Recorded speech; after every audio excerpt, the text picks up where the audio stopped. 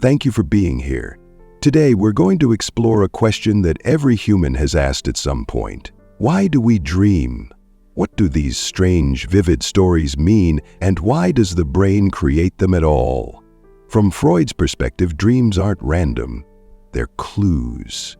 They are messages from the part of us we don't fully know, the unconscious, and once you start looking at them that way, the night becomes a map of hidden thoughts, suppressed desires and fears that slip past the mind's defenses while we sleep. Freud believed dreams were not meaningless noise, as some scientists in his time suggested. To him, they were disguised expressions of things we wanted but couldn't admit, at least not when awake. He called this the wish fulfillment theory. According to Freud, every dream, no matter how strange or terrifying, begins with a wish. But here's the catch. The wish is rarely obvious. The mind hides it under layers of symbols, because the things we truly want often conflict with our sense of morality or what society says is acceptable. So when you dream about missing a train, it might not be about transportation. When you dream about being chased, it might not be about running at all. These images are like code. Freud called the process dream work. The way the unconscious disguises raw desires in forms that the conscious mind won't reject. It uses displacement, condensation, and symbolism. Displacement shifts the emotional weight from something important to something trivial. Condensation fuses multiple ideas into one symbol. And symbolism, of course, turns something direct into something indirect, because the truth, if shown plainly, might wake us up in shame or fear. But why hide anything? Because Freud argued human beings live in tension. Our instincts push one way, society pulls another. Civilization demands rules, and those rules often clash with primal urges, sexuality, aggression, impulses for power or revenge. We suppress these impulses because we have to. That's how social life works. But suppressed doesn't mean erased. They slip into dreams, distorted but alive, because the mind needs to release pressure somehow. The dream becomes a compromise, a way to satisfy the desire without breaking the rules of waking life. This is why Freud thought dreams were the royal road to the unconscious. If you want to know what someone truly wants, don't ask them, watch their dreams. Because the conscious mind edits reality, but the unconscious whispers when defenses are down. That's why Freud used dreams in therapy. Patients told him their dreams and he unpacked the layers. Symbols, slips, odd juxtapositions. He didn't take them literally. A snake wasn't a snake, water wasn't water. Everything could point to something deeper, something raw and unresolved. Now, some of his interpretations were controversial, even outrageous. Freud saw sexual symbolism everywhere, too much, some critics said. But the core idea, that dreams reveal conflicts we hide from ourselves, still shapes psychology today. And here's what makes it fascinating. If Freud was even partly right, then dreams show us a truth about human nature we often avoid, that reason doesn't rule us. We like to think we are rational beings, masters of our thoughts. But every night the curtain falls, and something older, wilder takes the stage. Something that doesn't care about logic or ethics, only urges. Think about your own dreams. How many of them follow the rules of waking life? How many break them in ways you'd never dare when awake? A person long gone returns as if nothing changed. You're in two places at once. Time bends, death reverses. Freud saw this as proof that dreams speak a different language. The language of the unconscious. One that doesn't care for reason, only symbols. But dreams aren't just personal, they're cultural too. Freud noticed patterns across patients. Certain symbols repeated: water, journeys, flying, falling. He thought these weren't accidents. They hinted at universal themes: birth, death, sex, power. Later thinkers like Jung expanded this idea into archetypes. But even if you reject that, it's clear that dreams draw from shared experiences. They mix your private memories with public myths, making a world where your childhood street might sit next to a temple from a story you once heard. The dream is your mind's theater, but its scripts borrow from everywhere. Now, modern science adds another layer. Neuroscience shows that dreaming happens during REM sleep, when the brain is highly active. It's not random, it involves memory processing, emotion regulation, and creativity. But Freud's insight still matters because science can map brain activity without explaining meaning. And humans crave meaning. That's why dreams fascinate us still, because even if the brain fires for practical reasons, the mind weaves those sparks into stories. And stories demand interpretation. So, do dreams reveal truth? Or are they just noise dressed in narrative?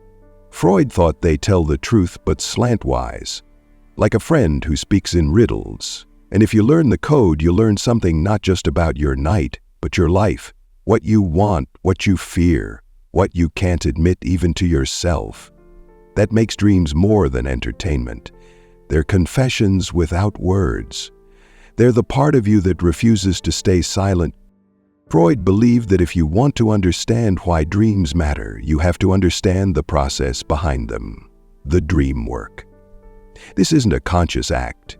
It's something your mind does while you sleep, transforming raw thoughts and desires into the strange images you remember in the morning.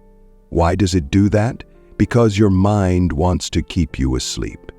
If your unconscious spilled everything out in its raw form, it would shock you awake. So instead, it disguises the message. It dresses the desire in costumes and symbols, making it less threatening, less obvious. He described 3 main tools for this transformation: displacement, condensation, and symbolism. Displacement is when the emotional weight of a thought shifts from something important to something unimportant. You might dream of losing a key and feel overwhelming panic. The key probably isn't the real issue. It's carrying the emotion from something bigger, maybe a fear of losing control or losing someone. Condensation works differently. It fuses multiple ideas into one image. One person in your dream might actually represent 3 different people in your life, or a single object might stand for a whole cluster of feelings. And symbolism is the most famous.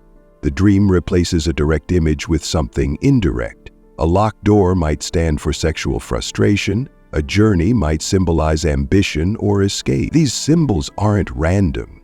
They're shaped by culture, language, and personal experience. Freud didn't stop at mechanics. He believed that the roots of these dreams reach deep into childhood. That's where he found the raw material for most unconscious desires. Childhood, he argued, is when our most basic urges clash with the first walls of social rules. We want things we can't have. We feel things we can't express. Those conflicts don't vanish as we grow up. They just sink into the unconscious, where they keep whispering. Dreams, then, are echoes of those early battles. They're the return of the repressed. This is why, in Freud's view, analyzing dreams often leads back to childhood memories, scenes that seemed harmless at the time, but became seeds of lifelong patterns. Take a simple example.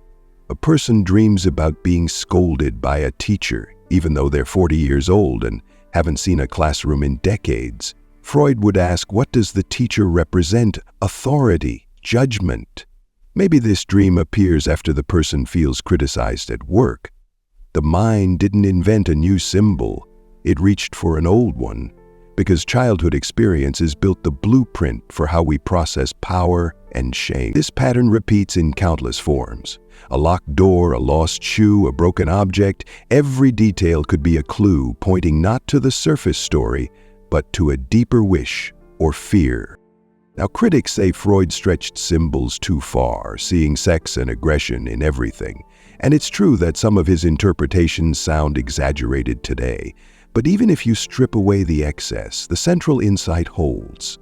Dreams speak in code because we can't face everything in plain language. Our conscious mind censors. The unconscious resists. The dream is their compromise. That's why therapy used dreams as a gateway. A patient might say it was just a dream, but Freud heard that as it was a message. He didn't take it at face value. He broke it down, asked for associations. What does this remind you of? What feeling does it bring up? Because meaning isn't in the dream alone. It's in the connections the dream stirs. That's why two people can dream of the same object and mean completely different things. A dog in one person's dream might be loyalty, in another's, fear. The symbol is personal, even when it borrows from shared culture. What makes this even more fascinating is how dreams protect sleep. Freud argued that their disguise isn't just about morality, it's practical. If your mind let your deepest wishes burst out in full force, you'd wake up in shock. By masking them in riddles, the dream lets you keep sleeping. In this way, the dream is like a negotiator, keeping the unconscious satisfied while keeping the conscious calm. It's a balancing act that happens every night, without our awareness. So, do dreams only serve psychology? Modern research says they also help the brain organize memory, regulate emotion, and process stress. But those functions don't erase Freud's point. They make it richer, because while your brain files information, your mind weaves meaning. And meaning is never neutral. It's shaped by desire, by fear, by everything you hide in the daylight. That's why dreams can feel so intimate, even when they make no sense. They're telling you something not in words, but in symbols. And if you learn that language, you start to see patterns. You see the shadow of your own mind. Now here's the question Freud would push you to ask. What do your dreams want from you? Not what they show, but what they hide. Because the unconscious doesn't waste time on things you don't care about. It clings to what matters most. What you long for, what you dread, what you refuse to admit. And that's why ignoring dreams means ignoring yourself. One of Freud's boldest claims was that every dream, even the ones that terrify us, begins with a wish. At first, that sounds impossible. How could a nightmare about losing someone you love or being humiliated represent a wish? Freud anticipated this objection, and his answer was subtle. The wish isn't always obvious. And it isn't always pleasant. Sometimes it's twisted by the very forces that repress it. A nightmare, in his view, often hides a wish that's unacceptable to the conscious mind. The terror might come from the way the unconscious forces that wish into awareness, even in distorted form. Take an example. Someone dreams they're being punished. On the surface, it's unpleasant, but Freud would ask, why would the mind stage this scene? His answer? Because the punishment satisfies guilt. If you feel unconsciously guilty about something, punishment brings relief. It restores balance. In that sense, the dream fulfills the wish to relieve guilt even though it feels painful. This is why he said dreams are the guardians of sleep. They keep us asleep by finding ways to satisfy these tensions, however strange the method. Freud also noted that dreams often dramatize conflict rather than resolve it. They turn a problem into a scene because the mind works better in images than in abstract ideas. That's why a simple anxiety about work might become a dream of standing on a stage naked, vulnerability turned into spectacle. The symbolism exaggerates because the unconscious doesn't deal in polite understatement. It deals in raw material. This brings us to repression, the central engine in Freud's theory. Repression is what pushes unacceptable wishes out of awareness. But repression never deletes, it buries. The energy of the wish doesn't vanish, it looks for a back door. Dreams are one of those doors. That's why they're so bizarre. The disguise isn't random, it's a defense. It keeps the wish from appearing in a way that would wake you in shock, but it also lets the wish breathe, if only in coded form. Of course, this view raised questions. If dreams are all about wishes, why do they sometimes predict things? Why do they sometimes seem meaningless? Freud's answer was that most so-called prophetic dreams aren't predictions. They're interpretations people make after the fact. And as for meaningless dreams, he thought they only seem meaningless because we don't know the code. Even the oddest fragments, he claimed, hide a motive. That was his confidence. Nothing in the mind is without purpose. Modern psychology has challenged this. Today, many researchers see dreams as the byproduct of brain processes. memory consolidation, emotional regulation, problem solving. In other words, dreams might not carry secret messages. They might just be the mind organizing itself. But even in this view, something interesting happens. People still interpret dreams. They can't help it. Give someone a dream and they look for meaning. That's not because dreams objectively hold deep truths, but because humans are meaning makers. We weave patterns even where none exist. So whether Freud was right or not, his idea taps into a real psychological habit, the hunger for significance. There's another reason his theory persists. It offers a narrative. It tells you your dreams matter. They're not random static. They're messages from the deepest part of you. That's compelling because it makes the chaos of sleep feel personal, almost sacred in its own way. Even if modern science says dreams are noise, most of us would rather believe they're whispers of the self. And maybe they are, not in the way Freud imagined, but as reflections of our emotional life. Dreams pull images from what matters to us. They dramatize what we fear, desire, or dwell on. That alone makes them worth attention. Still, Freud's theory wasn't just about dreams. It was about human nature. He saw us as divided, reason on the surface, instinct below, with repression as the bridge. Dreams exposed that divide. They were proof to him that civilization is a trade-off. We gain order by burying instinct, but the buried doesn't stay quiet. It returns at night, dressed in riddles, and this view challenged a comforting myth that we are fully rational masters of ourselves. Freud's answer was no, the mind is not a monarchy, it's a battlefield. If that sounds unsettling, it's because it is. It means you don't know yourself as well as you think. It means every dream might show a piece of you that you'd rather ignore.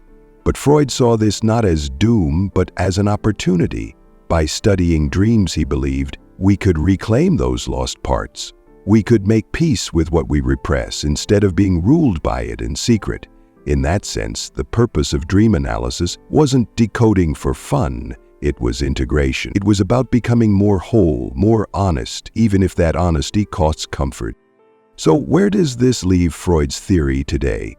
Over a century later, science has changed the conversation. We now know that dreams happen mostly during REM sleep, when the brain is active and the body is paralyzed. Imaging studies show bursts of activity in emotional and memory regions of the brain. Researchers believe dreams help regulate mood, store memories, and even prepare us for challenges by running simulations. From this perspective, dreams are not mysterious messages, they're maintenance, the brain sorting itself out. But does that make Freud irrelevant? Not entirely. Because even if dreams are brain housekeeping, their content still draws from what we care about. We dream of people we love, places we miss, fears that haunt us, and that means interpretation still matters, not because it reveals repressed wishes in every case, but because it reflects what occupies our mental life. You don't need Freud to tell you that a dream about failing an exam probably ties to anxiety, but his insight, that dreams linked to desire and conflict, still feels true at a deeper level. What Freud gave us wasn't a perfect science. It was a lens, a way of looking inward and asking questions most people avoid. What do I want but cannot admit? What do I fear but cannot face? Those questions are timeless. They make dreams more than random sparks, they make them mirrors. And whether you think those mirrors reflect truth or distortion, they force you to see something. They remind you that the mind is not simple, and neither are you. But here's the most interesting part. Even as science explains the mechanics of dreaming, people still search for meaning in them. That's not superstition, it's human. We crave stories because stories give shape to chaos. And dreams are chaos without shape until we give them one. Freud tried to shape them with theory. Modern people shape them with personal interpretation. Either way, the impulse is the same, to turn the unknown into something we can understand. Does that mean dreams hide ultimate truths? Probably not. They're not prophecies or encrypted codes from another realm, but they are windows, windows into patterns of thought and emotion that slip past the filters of waking life. If you watch them closely, you might notice the same themes looping, the same figures reappearing, the same feelings chasing you through different scenes. Those patterns matter because they point to what matters to you, not fate, not destiny, just the architecture of your own mind. And maybe that's why Freud called dreams the royal road to the unconscious, not because they guarantee knowledge, but because they invite curiosity. They say, look closer. You're more complex than you think, and whether you agree with Freud or not, that invitation stands. You can dismiss dreams as noise, or you can explore them as signals. Either way, they tell you something profound. Not about a hidden world, but about the hidden corners of yourself.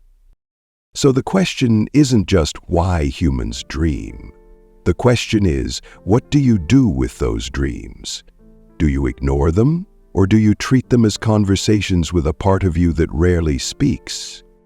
There may be no final answer, no formula, no universal key, but perhaps the value of dreams isn't in what they predict, but in what they reveal. That we are layered beings, full of contradictions, desires, and stories, even in silence. Thank you for listening. If this sparked something in you, share your thoughts below.